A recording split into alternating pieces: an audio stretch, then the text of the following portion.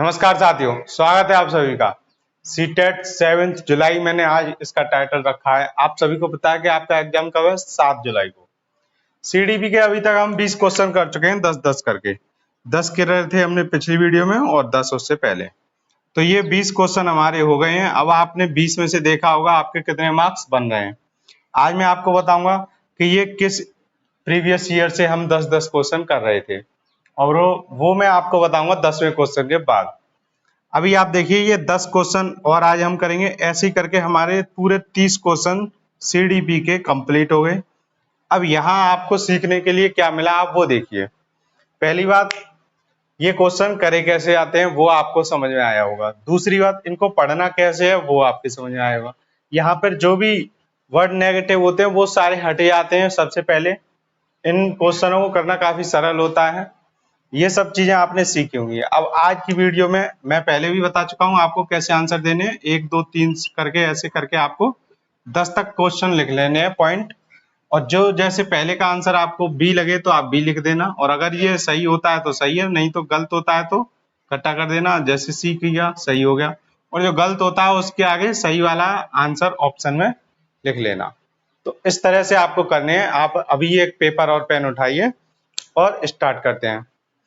तो स्टार्ट करते हैं हमारा पहला क्वेश्चन। आप सब पहले इसको पढ़ के देखिए आपका क्या आंसर बन रहा है, उसके बाद में इसकी व्याख्या आपको बताऊंगा। तो क्वेश्चन दिया है, प्रभावशाली और अर्थपूर्ण अधिगम के लिए अध्यापक को किस प्रकार की शिक्षण शास्त्रीय प्रविधियों का इस्तेमाल करना चाहिए। देखिए इसमें से कौन सी शिक्षण शास्त्रीय प्रविधियों का इस्तेमाल करना चाहिए अध्यापक को। ए ऑप्शन, सांस्कृतिक रूप से प्रासंगिक, यानी कि कल्चरली रिलेवेंट। ये बिल्कुल सही है, काफी अच्छा है। और ऑप्शन देखते हैं। मानकीकृत, स्टैंडर्डाइज्ड, ये नहीं होगा। सी, परीक्षा केंद्रित, ये भी नहीं होगा। डी, व्यवहारवादी, ये भी नहीं होगा। तो आप इन दोनों को तो काफी अच्छे से जानते हो। एक ये व्यवहारवादी है, इसमें क्या होता है, इसमें एक तरीके की रोट लर्निंग होती है। इसमें किसी को आप बच्चे को कुछ सिखाते हो तो साथ के साथ उसका आपको वो चाहिए रिटर्न। जैसे आपने बच्चे को 2 का पहाड़ा याद जो हम सब करवाते हैं बच्चे को 2 का पहाड़ा और सुनते हैं, ये व्यवहारवादियों का मेथड है कि किसी बच्चे को आपने कुछ रटने को बोला और फिर वो उसको सुना रहा है। ये क्या है? ये व्यवहारवादी मेथड है। और इसका आंसर होगा प्रभावशाली और अर्थपूर्ण अधिगम के लिए सांस्कृतिक रूप से प्रासंगिक, यानी कि कल्चरली रिलेवेंट। जब बच्चे की संस्कृति के साथ जुड़ा हुआ हम उसको पढ़ाएंगे तो वो काफी अर्थपूर्ण और काफी प्रभावशाली होता है। तो इसका आंसर क्या हो जाएगा? ए। देखते हैं हमारा नेक्स्ट क्वेश्चन। ये हमारा क्वेश्चन 2। आप पहले इस क्वेश्चन को पढ़ के अपना आंसर देके देखिए, पास करके वीडियो को। अब मैं बताता हूं इसकी व्याख्या। क्वेश्चन दिया है, राष्ट्रीय शिक्षा नीति 2020 अधिगम के कौन से तरीकों पर बल देती है। तो ये 4 अधिगम के तरीके दिए, एक अनुभवात्मक, एक डिजिटल, एक वैज्ञानिक अधिगम और एक करके सीखना, लर्निंग बाय डूइंग। ये साइंटिफिक लर्निंग हो गई, ये एक्सपीरियंस लर्निंग हो गई और ये हो गई डिजिटल लर्निंग। तो इन चारों ही मेथड से जो राष्ट्रीय शिक्षा नीति 2020 है वो इन्हीं तरीकों से अधिगम पर बल देती है। तो ये चारों किसमें? ऑप्शन डी में। तो हमारा आंसर हो जाएगा डी। अब आपसे कोई, वैसे तो यहाँ पे फुल फॉर्म लिख रही है, लेकिन एनईपी की कोई फुल फॉर्म पूछता है तो आप उसकी फुल फॉर्म ज्यादातर बच्चे मैंने देखा है न्यू एजुकेशन पॉलिसी बताते हैं, जबकि इसकी है क्या? नेशनल। बस आपको बस इतना ध्यान देना है, नेशनल एजुकेशन पॉलिसी। अब ये बताइए ये किस तारीख को लागू हुई थी? ये लागू हुई थी 29 जुलाई 2020 को। और इसके अध्यक्ष कौन थे? इसके अध्यक्ष थे के कस्तूरी रंगन। कौन थे? के कस्तूरी रंगन। बस ये थोड़ी सी जानकारी थी। और आपको एनईपी की डिटेल में जानकारी चाहिए तो इसकी 2 वीडियो मैंने बना रखी है, वो काफी इंपॉर्टेंट होंगी। जितने भी एनईपी के प्रीवियस ईयर क्वेश्चन है वो, और इसके साथ साथ पूरी एनईपी की सिर्फ एक छोटी सी क्लास जिसमें सीटेट से रिलेटेड सारे क्वेश्चन आपके कवर हो जाएंगे। तो देखते हैं हमारा नेक्स्ट क्वेश्चन। ये हमारा क्वेश्चन 3। आप वीडियो को पास करें, पहले अपना आंसर देके देखिए आपका क्या आंसर आ रहा है। अब हम बात करते हैं क्वेश्चन की। अध्यापकों को विद्यार्थियों के अधिगम युक्तियों के अर्जन को सुगम सहज करना चाहिए। ये एक बात बता दी इन्होंने। निम्नलिखित में से कौन से तरीके का इस्तेमाल शिक्षार्थियों को अधिक कौशलीभूत बनाने के लिए किया जा सकता है? तो हमें अब बताना है कि अध्यापक को क्या करना है, अधिगम युक्तियों के अर्जन के को सुगम सहज करना चाहिए। तो ये तो हमें करना ही है। उसके लिए अब इनमें से कौन सी शिक्षार्थियों को अधिक कौशलीभूत बनाने के लिए कौन से मेथड का हम इस्तेमाल कर सकते हैं? ठीक है, तो पहला ऑप्शन देखते हैं, विद्यार्थियों को चिंतन के अभिसारी तरीकों को अवसर देना चाहिए। अगर ये अभिसारी की जगह अपसारी होता, यानी कि डाइवर्जेंट थिंकिंग, डाइवर्जेंट मेथड होता, तो ये हमारा ऑप्शन सही होता, लेकिन यहाँ पर अभिसारी है तो ये नहीं होगा हमारा। बी ऑप्शन दिया है, विद्यार्थियों को अवास्तविक उद्देश्य और समय तालिका बनाने में मदद करके। अब यहाँ पर जो अवास्तविक वर्ड है ये नेगेटिव वर्ड है, इसकी वजह से ये पूरा ऑप्शन गलत हो गया, ये भी नहीं होगा। सी दिया है, विद्यार्थियों में स्वयं से प्रश्न करना यानी विद्यार्थी खुद से करेंगे, और स्व आकलन, खुद से अपना सेल्फ असेसमेंट करेंगे, समुन्नत यानी प्रमोटिंग करके। तो ये ऑप्शन हमें अभी ठीक लग रहा है, इसमें सारे वर्ड पॉजिटिव है। अगला ऑप्शन देखते हैं, जो प्रासंगिक नहीं है, ये देखिए यहीं से गलत हो गया, जो प्रासंगिक नहीं है उस पर ध्यान केंद्रित करने के लिए प्रोत्साहित करके। तो जो प्रासंगिक नहीं है उस पर ध्यान केंद्रित करके और उसके लिए प्रोत्साहित करके बिल्कुल गलत हो जाएगा। तो हमारा आंसर क्या बनेगा? Option C. तो ये इसका आंसर हो गया सी। अब आपका अगर सही है तो इस पर टिक कर लीजिए सही का, और गलत है तो गलत का। तो इतने इजी क्वेश्चन आ रहे हैं, आप देखते जाइए आगे आगे। अभी ये हमारा ये समझिए थर्ड क्वेश्चन है, यानी 23 क्वेश्चन होगा। तो ऐसे ही हम 30 क्वेश्चन सीडीपी के देख रहे हैं प्रीवियस ईयर में, और मैं ये भी बताऊंगा कौन से ईयर का है, कितने इजी क्वेश्चन है ये आप खुद से देख सकते हो। अब देखते हैं हमारा क्वेश्चन नंबर 4। अब आप इस क्वेश्चन को पहले खुद से पढ़ के अपना आंसर देके देखिए आपका क्या आंसर बनता है। क्वेश्चन दिया है, प्रभावशाली समस्या समाधान कारक होने के लिए अध्यापक को विद्यार्थियों में किसके इस्तेमाल को हतोत्साहित करना चाहिए? हतोत्साहित करना चाहिए, इसका मतलब क्या है? इसका मतलब है कि कैसे कैसे बच्चों को उसके लिए डिमोटिवेट करना चाहिए कि वो चीज वो बिल्कुल ना करे, तब वो प्रभावशाली यानी कि इफेक्टिव प्रॉब्लम सॉल्विंग कर पाएगा। तो इसके लिए इनमें से हमको देखना है कि कौन सा एक नेगेटिव वर्ड है जो प्रॉब्लम सॉल्विंग में बच्चों के लिए बाधक बन रहा है, तो उसको हम कम कर देंगे तो वो प्रॉब्लम सॉल्विंग अच्छे से कर पाएगा। तो देखते हैं, पहला वर्ड दिया है अनुक्रिया समुच्चय, रिस्पॉन्स सेट्स। आपने ये वर्ड पढ़ा होगा किसमें? थॉर्नडाइक ने जो प्रयोग किया था उसमें होता था ये रिस्पॉन्स सेट्स, और अनुक्रिया समुच्चय किसमें होता था? व्यवहारवादी में। जो थॉर्नडाइक थे वो व्यवहारवादी थे, तो ये व्यवहारवादी का है एक, तो यही ऑप्शन आपका बिल्कुल सही हो जाएगा, क्योंकि ये व्यवहारवादी का वर्ड है, और इस वर्ड के अलावा बाकी सारे प्रॉब्लम सॉल्विंग के जो भी है मेथड उसको बढ़ावा देते हैं, ना कि उसको हतोत्साहित करते हैं। बस यही एक व्यवहारवादी का है जो कि उसको हतोत्साहित करता है। बी ऑप्शन दिया है कलन विधि एल्गोरिथम, ये भी प्रॉब्लम सॉल्विंग को बढ़ावा देता है। सी दिया अन्वेषण खोजबीन ह्यूरिस्टिक्स, ये भी प्रभावशाली होता है किसके लिए? समस्या समाधान के लिए। और साम्यानुमान यानी कि एनालॉजीज, ये तीनों किसके लिए? प्रॉब्लम सॉल्विंग के लिए उसको बढ़ावा देते हैं, जबकि ये उसको कम करता है। तो इसको हम हटा देंगे, जितना ज्यादा हतोत्साहित करेंगे बच्चों में अनुक्रिया समुच्चय को यानी कि रिस्पॉन्स सेट्स को, उतना ही ज्यादा बच्चा प्रॉब्लम सॉल्विंग को काफी आराम से कर पाएगा। देखते हैं हमारा नेक्स्ट क्वेश्चन 5 और 6 दोनों। आप वीडियो को पास करके पहले अपने दोनों ही क्वेश्चन को आराम से पढ़ के आंसर दीजिए। अब मैं बात करता हूं इसकी व्याख्या पर। क्वेश्चन 5 दिया, निम्नलिखित में से कौन सा अधिसंज्ञानात्मक यानी कि जिसको मेटाकॉग्निटिव कहते हैं कौशलों का भाग नहीं है? तो इसमें अधिसंज्ञानात्मक कौशलों का भाग नहीं है, वो हमको ढूंढना है।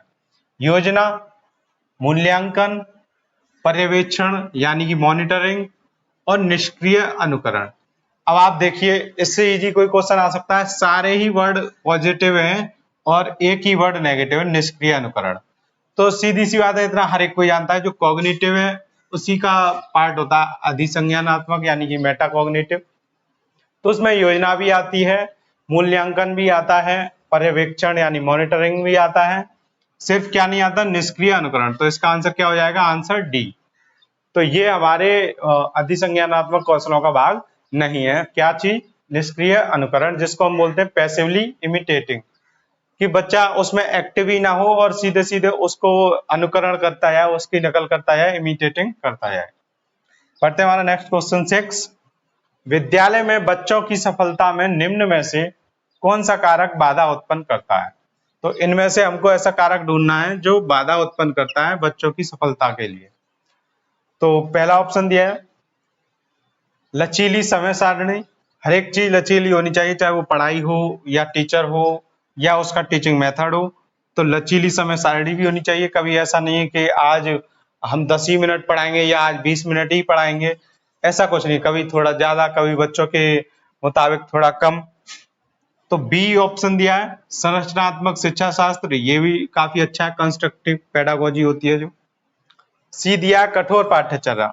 अब आप देखिए ये कठोर पाठ्यचर्या आ गया, यही क्या है, काफी रिजिड है करिकुलम, तो यही ऑप्शन हमारा सही होगा। दूसरा और पढ़ लेते हैं लास्ट, अधिगम हेतु मूल्यांकन।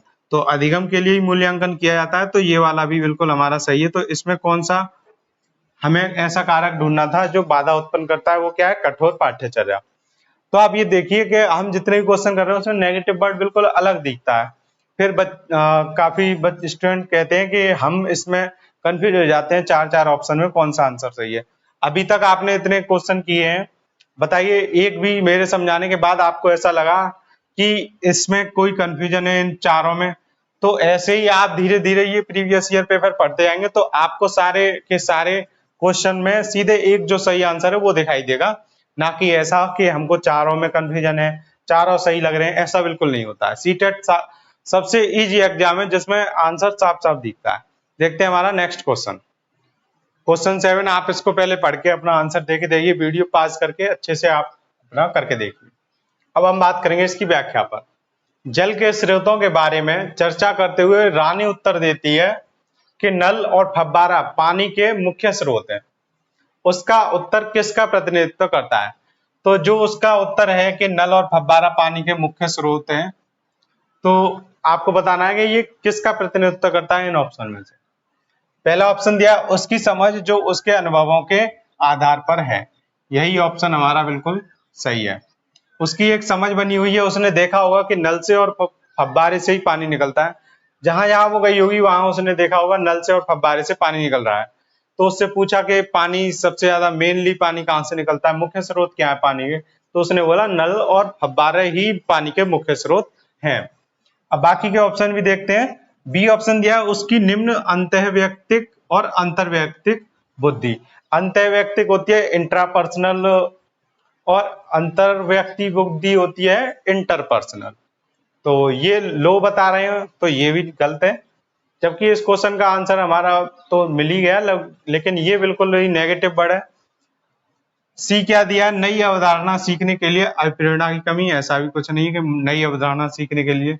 हमें डी दिया है उच्च स्तरीय समस्या समाधान कौशल। तो उच्च स्तरीय समस्या समाधान कौशल, इसका इन तीनों ही ऑप्शन का इसके जवाब से कोई मतलब नहीं है, क्लियर पढ़ के समझ में आ रहा है।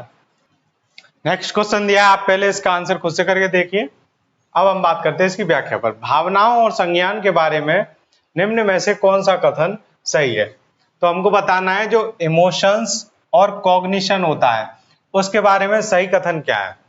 अधिगम के लिए रुचि और जिज्ञासा परस्पर संबंधित नहीं है, बिल्कुल गलत बात है। रुचि और जिज्ञासा दोनों ही अधिगम के लिए संबंधित है, तो इसलिए ये ऑप्शन हमारा आंसर नहीं होगा। अधिगम तार्किकता के अमूर्त संज्ञान के बारे में है, ऐसा भी कुछ नहीं है। अधिगम मूर्त और अमूर्त दोनों संज्ञान के बारे में। सी ऑप्शन दिया है जानकारी ग्रहण करने के कौशल मनोदशा द्वारा प्रभावित होते हैं। तो ये हमारा ऑप्शन पॉजिटिव है, क्योंकि जो भी हमारी जानकारी ग्रहण करते हैं हम, वो कौशल मनोदशा द्वारा प्रभावित होते हैं, यानी कि हमारा मूड कैसा है उस टाइम, हमारे इमोशन कैसे, कॉग्निशन और इमोशन दोनों से प्रभावित होते हैं। अगला ऑप्शन और देख लेते हैं, निराशा का उच्च स्तर संज्ञानात्मक दक्षता को समुन्नत करता है। जो निराशा है वो क्या संज्ञानात्मक दक्षता को बढ़ाता है? नहीं, ऐसा तो कुछ नहीं, निराशा से तो वो कम और होती है संज्ञानात्मक दक्षता। तो इसका ऑप्शन हमारा सी बिल्कुल सही हो जाएगा। अब आप देखिए इसमें एक भी जो ये नेगेटिव वर्ड है वो साफ दिख रहे हैं। ऐसा तो है नहीं अधिगम तार्किकता के अमूर्ति संज्ञान को बढ़ावा देता है, उसी के बारे में हूँ। तो इसलिए ये वाला गलत हो गया।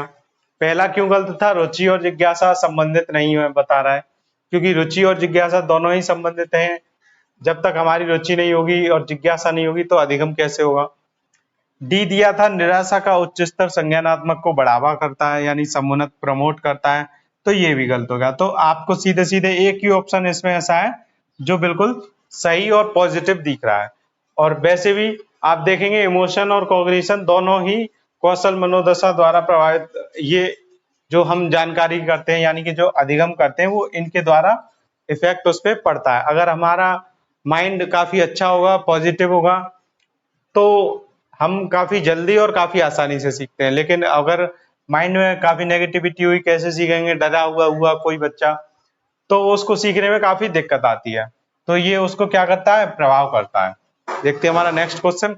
ये हमारा क्वेश्चन 9। आप इसको पहले वीडियो पास करके अपना आंसर देके देखिए क्या आंसर है। अब देखते हैं इसकी व्याख्या। विद्यार्थियों को अधिगम के प्रति अभिप्रेरित करते रहने के लिए अध्यापक को क्या समुन्नत यानी कि प्रमोट करना चाहिए? तो ऑप्शन ए दिया है निपुणता उन्मुखी उद्देश्य, यानी कि मास्टरी ओरिएंटेड गोल्स। तो ये तो बिल्कुल सही, पॉजिटिव है। अगला देखते हैं योग्यता का सत्व, मतलब एंटिटी व्यू ऑफ एबिलिटी, ये गलत हो जाएगा। क्या आपको सिर्फ एंटिटी व्यू ऑफ एबिलिटी देखना है? नहीं। असहायता का सीखा हुआ भाव, ये भी गलत हो गया। हेल्पलेस लर्न, ये तो बिल्कुल गलत हो गया। डी देखते हैं प्रतियोगात्मक दृष्टिकोण, कॉम्पिटेटिव एटीट्यूड, ये भी गलत हो गया। तो एक ही इसमें पॉजिटिव है, वो क्या है? ए, निपुणता उन्मुखी उद्देश्य यानी मास्टरी ओरिएंटेड गोल्स। इसको हम अगर अध्यापक प्रमोट करेंगे तो विद्यार्थियों के अधिगम को जो उसके लिए वो मोटिवेट रहते हैं वो रहेंगे। तो ये हमारा लास्ट क्वेश्चन। आप इस क्वेश्चन को पहले वीडियो पास करके अपना आंसर दे के देखिए। अब देखते हैं हम इसकी व्याख्या। अभिकथन दिया है किसी अवधारणा को समझाते समय यह महत्वपूर्ण है कि विषय वस्तु का विद्यार्थियों के दिन प्रतिदिन के जीवन से संबंध बनाया जाए। जो विद्यार्थियों का दिन प्रतिदिन का जीवन है, यही एनसीईआरटी का एक तरह से बेस पॉइंट है कि जो भी उन्होंने अपने पाठ बनाए हैं वो सारे क्या किससे हैं? विद्यार्थियों की रियल लाइफ से रिलेटेड है। जो भी उनके डेली लाइफ में यूज होता है उससे रिलेटेड है उसके सारे चैप्टर। तो इसका ये वाला तो हमारा कथन तो बिल्कुल सही हो गया। अब कारण देखते हैं। अधिगम कंठस्थीकरण के माध्यम से बहुत प्रभावशाली होता है। अब ये देखिए कंठस्थीकरण क्या है? रोट लर्निंग है। तो ये जो रोट लर्निंग है ये नेगेटिव है, ये हमारी एनसीईआरटी से बिल्कुल ही हटा दी गई है, एनसीएफ से। अब रटने का कोई भी काम नहीं है, बच्चों को बिल्कुल भी रटने के लिए ऐसा कोई हमें लर्निंग नहीं देनी है जिसके लिए उन्हें रटना पड़े। तो ये इसका कारण क्या हो गया? गलत हो गया। ये तो वो वाली बात हो गई जैसे कोई कहे कि हमको दिल्ली जाना है और फिर अगले ही पल वो पूछे कि बताइए कि कानपुर के लिए कितने बजे ट्रेन है। तो ये वो वाली बात हो गई कि जिसका ऊपर वाला बिल्कुल कथन सही है कि रियल लाइफ से रिलेटेड करना चाहिए हमको विषय वस्तु को, और नीचे वाला बात कर रहा है कंठस्थीकरण की, तो ये बिल्कुल नेगेटिव हो गया। उसके रिलेटिव देखें तो हम, तो पहला हमारा कथन सही है और कारण गलत है। अब इसमें ए ऑप्शन में दिया ए और आर दोनों सही है, आर एक ही सही व्याख्या करता है। बी दिया है ए और आर दोनों सही है, आर एक ही सही व्याख्या नहीं करता है। सी दिया है ए सही है लेकिन आर गलत है। तो यही वाला हमारा आंसर हो जाएगा इसका सी ऑप्शन। तो आप देखिए आपने ऐसे कर करके 30 क्वेश्चन कर लिए और आपको उनको करने का तरीका भी पता पड़ा है। ये जो हम कर रहे हैं ये हमारा 4 फरवरी 2023 का प्रीवियस ईयर पेपर है और जो कि ऑनलाइन मोड में हुआ था। अब हम करेंगे अगला ऑफलाइन मोड वाला। अब ये भी मैं आपको हिंट दे देता हूं कि वो होगा 2020 के बाद का, क्योंकि उसी में एनईपी और एनसीएफ 2020 के बाद की सब चीजें आएंगी। तो 2020 के बाद का होगा प्रीवियस ईयर के क्वेश्चन, और वो कौन से होगा? ऑफलाइन वाला होगा। ठीक है, तो आज हमने किया 4 फरवरी 2023 का। तो आगे मिलते हैं हम आपसे जल्दी अगली वीडियो में। तब तक आप ये देखिए आपने इन क्वेश्चनों से क्या सीखा और इनके आधार पर आप और क्वेश्चन लगा के देखिए। लेकिन आपको करने सिर्फ प्रीवियस ईयर पेपर है अभी, और बाकी आप जितना भी सिलेबस है उससे रिलेटिव जितने हमने जैसे क्वेश्चन किए हैं, तो आप इनमें से जो भी आपको कॉन्सेप्ट क्लियर करना है वो पढ़िए आप सिलेबस से, बुक से पढ़ने। लेकिन मॉक टेस्ट की जगह आप अगर पीवाईक्यू के क्वेश्चन करेंगे तो काफी बेनिफिट रहेगा। तो थैंक यू सो मच।